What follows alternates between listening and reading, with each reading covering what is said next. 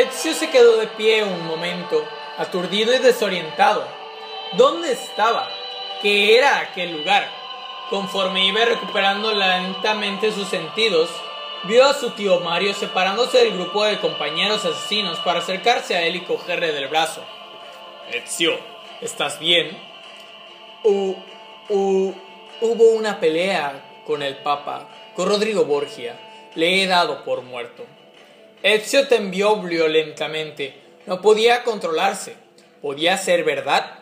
Unos minutos antes, aunque le parecía que hacía cientos de años, había participado en una lucha de vida o muerte con el hombre que más odiaba y al que más temía, el líder de los Templarios, la sanguinaria organización empeñada en la destrucción del mundo que Ezio y sus amigos de la Hermandad de los Asesinos se habían esforzado tanto por proteger.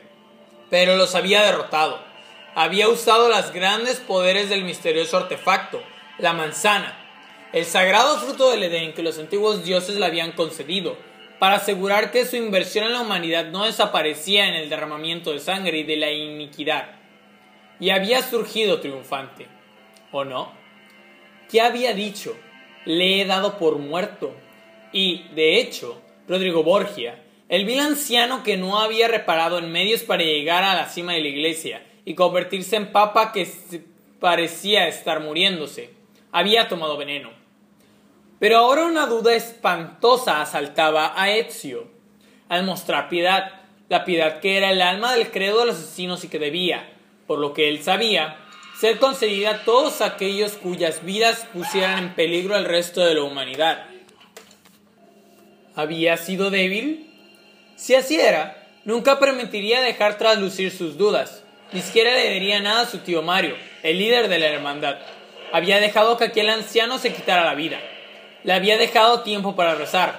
No le había atravesado el corazón para asegurarse de que estaba muerto. Una fría mano se cerró sobre su corazón cuando una voz le dijo en su mente: deberías haberlo matado. Se sacudió para deshacerse de sus demonios como un perro se seca el agua después de un baño. Pero aún así seguía pensando en su desconcertante experiencia en la extraña cripta bajo la Capilla Sixtina del Vaticano Romano. El edificio del que acababa de salir hacia la intermitente y desconocida luz del sol. Todo a su alrededor le parecía extremadamente normal y en calma. Los edificios del Vaticano estaban como siempre, resplandecientes bajo aquella luz brillante. El recuerdo de lo que acababa de pasar en la cripta volvió a su memoria.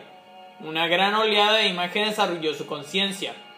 Había tenido una visión, un encuentro con una extraña diosa, puesto que no había otro modo de describir a aquel ser, que ahora sabía que era Minerva, la diosa romana de la sabiduría. Le había enseñado tanto el pasado distante como el futuro lejano, de tal manera que había hecho detestar la responsabilidad que aquel conocimiento le cargaba sobre sus hombros. ¿Con quién podría compartirlo? ¿Cómo iba a explicarlo? Todo parecía tan irreal. Lo único de lo que estaba seguro después de aquella experiencia, más terrible que otra cosa, era que la pelea no había terminado. Tal vez llegaría un día en el que volvería a su ciudad natal, Florencia, y se pondría con sus libros, bebería con sus amigos en invierno y cazaría con ellos en otoño.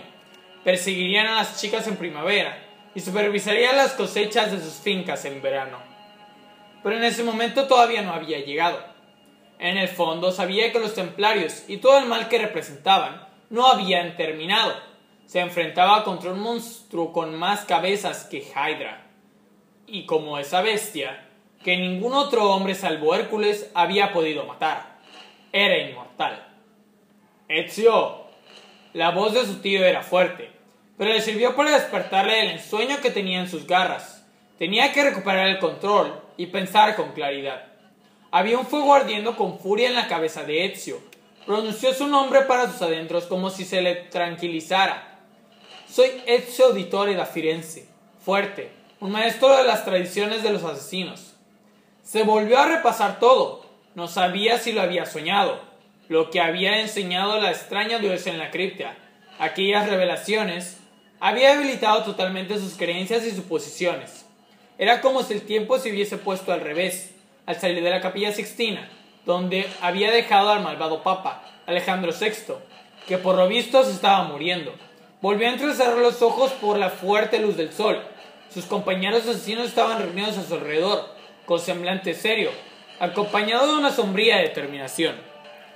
Todavía le perseguía aquel pensamiento. Tenía que haber matado a Rodrigo, haberse asegurado de que estaba muerto. Había elegido no hacerlo. El hombre se había visto inclinado a quitarse la vida tras no haber conseguido su objetivo principal. No obstante, aquella voz continuaba sonando en la mente de Ezio. Y había más. Una fuerza desconcertante parecía arrastrarle de vuelta hacia la capilla. Sentía que aún quedaba algo por hacer. No estaba relacionado con Rodrigo. No solo era Rodrigo. Aunque podía acabar con él ahora, era algo más. ¿Qué pasa?, preguntó Mario. Debo volver, respondió Ezio al darse cuenta de nuevo, con un vuelco en el corazón, de que el juego no había terminado y que aún no debía desprenderse de la manzana. Cuando aquella idea le vino a la cabeza, de pronto se apoderó de él una insoportable sensación de apremio. Se liberó los brazos protectores de su tío y regresó a la ciudad. Mario le siguió, pero les pidió a los demás que se quedaran donde estaban para vigilar. Ezio enseguida llegó al sitio donde había dejado al moribundo Rodrigo Borgia, pero no estaba allí. En el suelo había una capa papal damasco, muy decorada, salpicada de sangre, pero su dueño había desaparecido. Una vez más, aquella mano, cubierta con un guante de acero helado, se cerró sobre el corazón de Ezio y pareció aplastarlo. La puerta oculta a la cripta, a efectos prácticos, estaba cerrada y casi era invisible. Pero cuando Ezio se acercó al punto donde recordaba que estaba, se abrió suavemente con un empujón. Se volvió hacia su tío y se sorprendió al ver que el rostro de Mario reflejaba miedo. ¿Qué hay ahí dentro?, preguntó el hombre mayor, que se esforzaba por mantener la voz firme. El misterio, respondió Ezio. Dejó a Mario en el umbral de la puerta y avanzó por el pasadizo poco iluminado, con la esperanza de que no fuera demasiado tarde Minerva, al prever aquello, hubiera mostrado clemencia. Lo más seguro era que a Rodrigo no le hubieran permitido entrar allí. Sin embargo, Ezio preparó su hoja oculta, la espada que su padre le había legado. En la cripta, las grandes figuras humanas, y al mismo tiempo sobrenaturales, eran estatuas, sujetaban el báculo, uno de los fragmentos del Edén. El báculo estaba aparentemente soldado a la figura que lo sostenía y, mientras Ezio intentaba hacer palanca para soltarlo, la figura pareció asirlo con más fuerza mientras brillaba con las inscripciones rúnicas de las paredes de la cripta. Ezio recordó que ninguna mano humana debería tocar la manzana sin protección. La figura entonces se dieron la vuelta. Se hundieron en el suelo y dejaron la cripta vacía, salvo por el gran sarcófago y las estatuas que lo rodeaban. Ezio retrocedió, miró a su alrededor por un instante y vaciló antes de despedirse instintivamente por última vez de aquel lugar. ¿Qué esperaba? ¿Acaso Minerva iba a manifestarse por segunda vez ante él?